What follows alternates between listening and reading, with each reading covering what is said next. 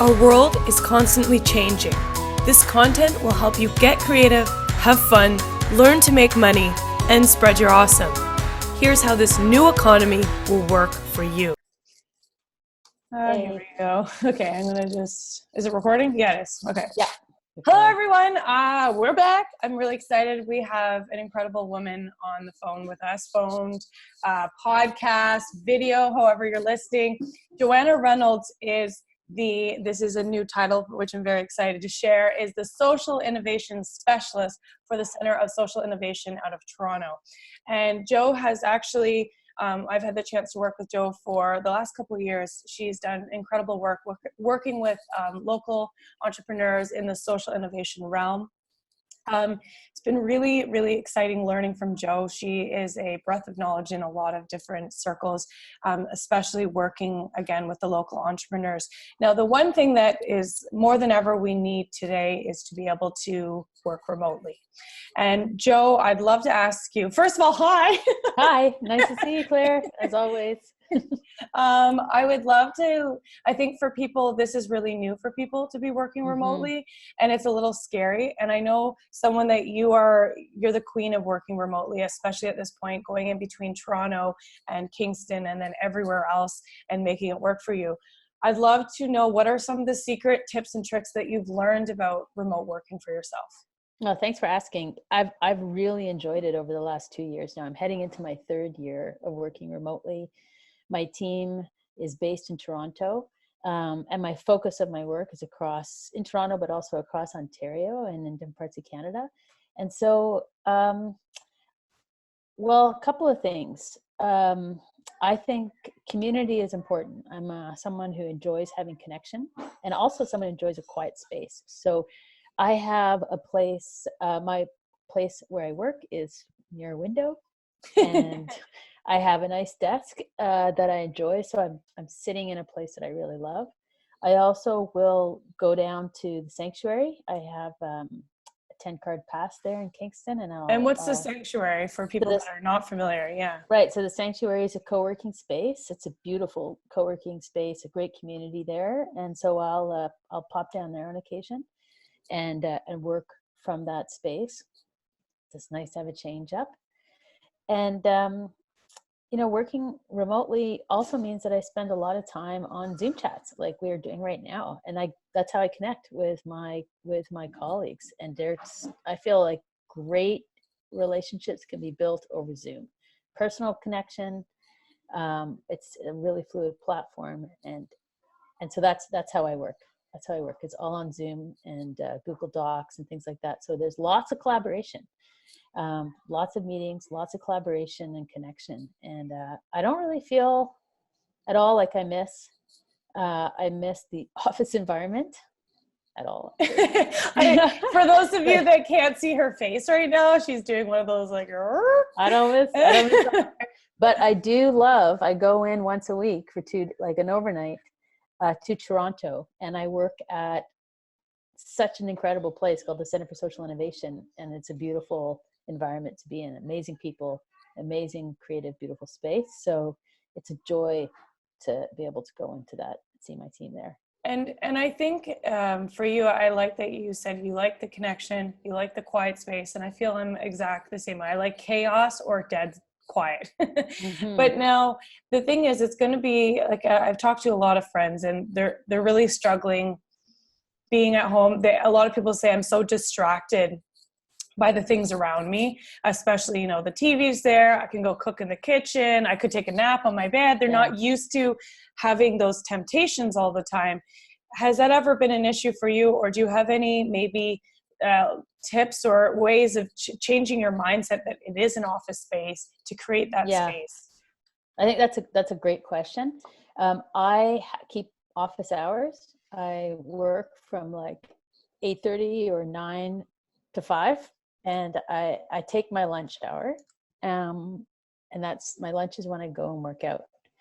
Okay. And it's really important, especially if I'm at home on my own. I head to the gym and I work out, and then I come back. But I actually find I don't find myself doing the dishes or laundry or anything. because I don't like it when my Yeah. work bleeds into my evening or Yeah. bleeds into my weekend.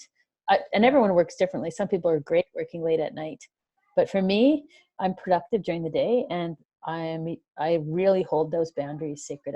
When I'm off, and I'm with my family or friends or doing something that I enjoy, and I keep those boundaries really, really clear. And for me, anyways, I think we're all sort of habit forming, and if you Yeah. stay consistent over time, it builds a resilience to that consistency. Yeah. And so those boundaries and that consistency is really, really important. I totally agree. Hey, no, hello. This is the new economy we talk about. We're working at home, Yeah, everyone's at home right now. yeah. But it's Everybody's really, at home yeah. right now. Yeah, I love it. I think the listeners are going to be very extra sympathetic, especially in this time where everyone's at home. But Yeah. I think the one thing that you said, creating those strict boundaries, I think that's a muscle that has to be built over time. And I think that that's what people maybe are really hard on themselves, because they're like, it's maybe they're only a couple of days in, or they've been only just starting out trying to work from home. But I think, have you ever read the book, Charles Duhigg, The Power of Habit? And I know in The Power of Habit, he says it takes 3 weeks to actually stick to something, and then it becomes a habit. So I think we can't be so hard on ourselves that if it's a weekend and it's really hard and we're not doing a great job, it's gonna take some time. I know It's for going to take me, some time. I'm at year 4 and there's still days and I'm like, Yeah, yeah, maybe I'll, I don't know, go make a fun meal in the kitchen. yeah. I love that. Now, it bleeds perfectly into the next question that I wanted to talk to you about self-care. And it's that idea that I love that you said, your lunch, you take the middle of the day to exercise and you separate that. Is there anything else that that you've really built up over time, working remotely, that these little pieces of self-care that you've had to, you said taking them evenings to yourself, being with family, is there anything else under the self-care realm that you've really focused on? Yeah, and I think, Claire, you really named it too. Like, let's be compassionate with ourselves. Like, rather, recognize the should voice that comes up in all of us and just name it for that. But then make sure that we pay attention and listen to the compassionate and affirmative sides of ourselves, because we'll lean in and we'll do better if we're putting ourselves down, then that'll just be a continuation. So mental health is really important, and finding ways to support our mental health, I think, is also really key. That for me is not almost, it is completely linked to my exercise routine. I have to get outside, or I have to have some really vigorous exercise on a daily basis so that I feel ready. And it took me years to understand and to stop my work and say to people, I'm actually not working during this time. I can't have a meeting in the middle of the day because I'm heading off to the gym. Yeah. And that's where, because I come back and I'm ready to go. Yeah. So that's really important. I think also knowing ourselves, like when is the time of day where I can have concentrated focus time. For me, that's in the morning. It's like my first thing. It's concentrated focus time. And then my meetings and catching up on email, I try to push to the afternoon, because then I start to not have the same energy. Yeah. And I can do easier sort of things that aren't as demanding on my brain. I can have conversations and I can be part of meetings. But when I need to write and when I need to focus and get shit done, it's the morning for me. So that's just my way of working. Other people might do it really differently. Yeah. No, and what's funny? It's interesting. I think humans, we're not as different sometimes as we think we are, because at the end of the day, everything that you said, I'm almost to a T in that rhythm of the high focus in the morning, needing the exercise. And there's nothing worse than putting your exercise near the end of the day, because in your head, you're like, oh, I'll do it later because I need to. But I think it almost gives it's the coffee break. It gives you, it jolts the brain again, and you go back. And I find, but it's hard to stop working. It's really hard. It's hard. it's hard. It's either really hard to stop working or it's really hard to start working. So it depends on where you are. And I think that the mental health piece is like, that's what it is. And I think you've nailed on the head that the physical fitness is so, or just doing something physical, getting outside is so crucial. And it's funny. I think it takes a long time to figure that one out.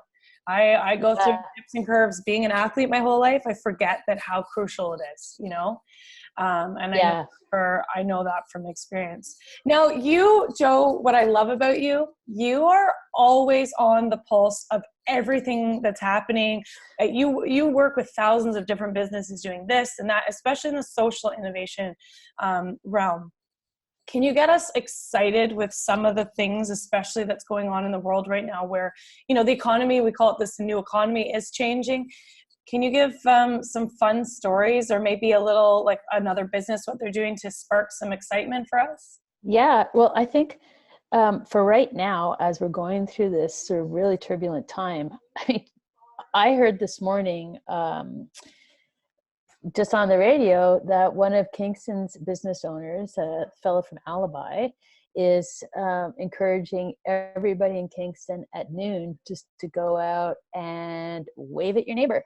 Get out of your house, look around, everybody wave, say hello, you know, yell across the street, how you doing? 15 minutes, we can do that. I'm totally going to do it. I think it's a great idea. And then I heard as well that there is a woman in Cornwall who set up this gift certificate program for small businesses where those people who would normally go down and, you know, buy a cup of coffee at Balzac's or go get their hair cut, instead of doing it, they're actually taking a little bit of their money and they're gifting it to that business so that when we come through this, we don't go to our downtown core and see that it's empty. And so for those of us who still have an income, we have a salary right now, we would be spending our money in those places anyways.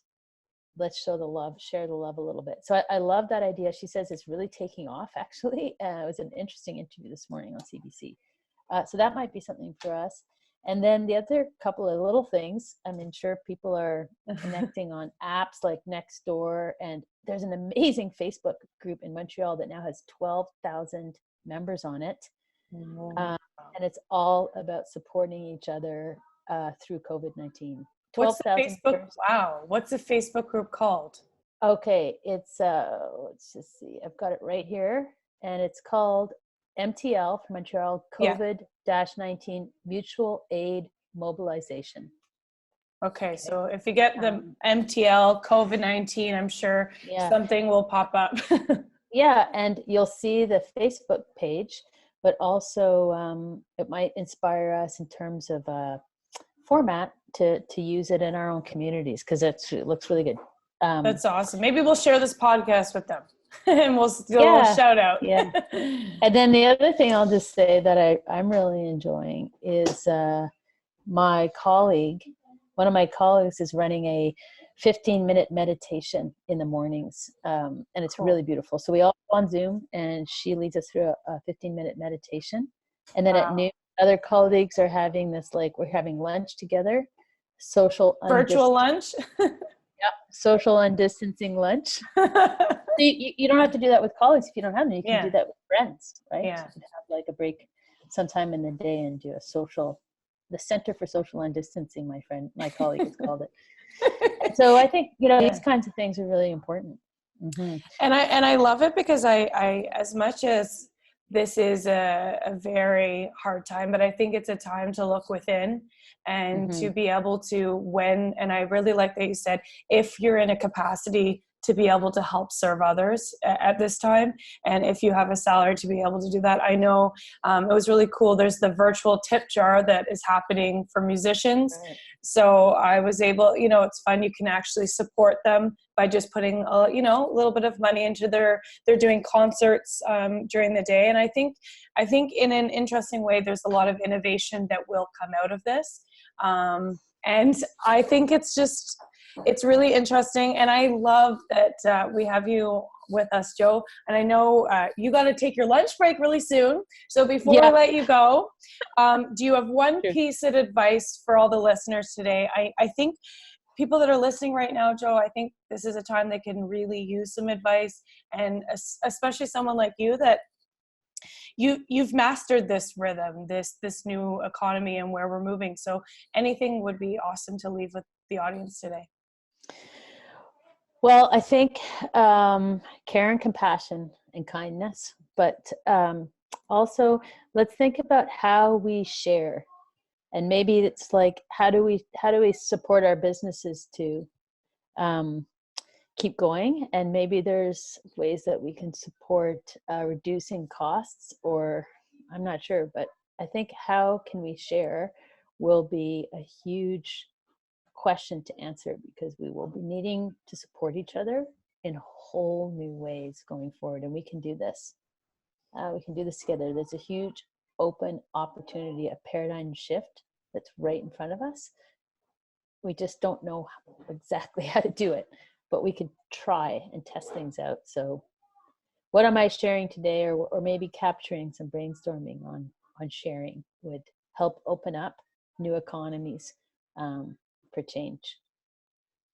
It's, you know what, it's beautiful. And I think that was one of the questions we were going to discuss, but I think maybe leaving the audience with thinking about how we can share. Maybe in a week or two we can touch back and see, you know, what the conversations are like, and maybe give some insight in how we can share, because I think more than ever, you know, this is the whole, what I'm doing is spread your awesome, that we all have a little bit of awesome. Yeah. And I think if we can give a little bit of our awesome to everyone in, you know, in our community, everyone's winning in some capacity. And I think at the end of this, we will come out a little stronger, if not a lot stronger. And it's people like you, Joe, that have been really influential, not only in my life, but in so many entrepreneurs around Canada. So I just want to say thank you in a public way for Yay.